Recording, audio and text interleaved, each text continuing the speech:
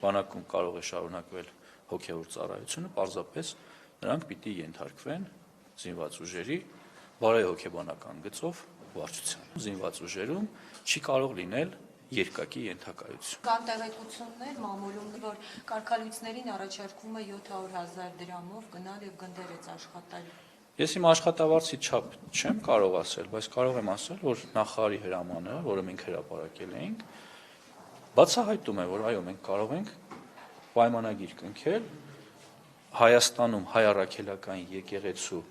հոգևոր կրթություն ունեցող սպասավորների հետ, որպեսզի նրանք ծառայեն եւ կատարեն իրենց առաքելությունը։ Աշխատավարձի չափը նախ մեծ եք ասում, ես նման աշխատավարձի մասին տեղյակ չեմ, բայց բավարար աշխատավարձ կլինի, որը կտարբերվի նախկինում իրենց ստացածից։ Պարոն Պապիկյան, խնդիրն այն է, որ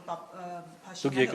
երկրորդ հարցն եք տալի, գուցե երրորդ։ Հստակեցնում եմ պարզապես։ Խնդիրն այն է, որ գնդերեսներին առաջարկվել է Փաշինյանի օրակարգի միանալ այդ գումարի դիմաց, այս է ասում։ Սուտ է, նման բան չկա։ Չեք կարող առանց կաթողիկոսի հետ համաձայնության այդպիսի հրաման տայք։ Հարգելիներս, Հայաստանում բոլոր ինստիտուտները աշխատում են, թող բողոքարկեն, թող դիմեն դատարան, եթե այդպես է, ես չեմ կարծում, որ այդպես է, ես համաձայն չեմ իրենց հետ, իմ բոլոր գործողությունները իրավաչափ են եւ տեղին։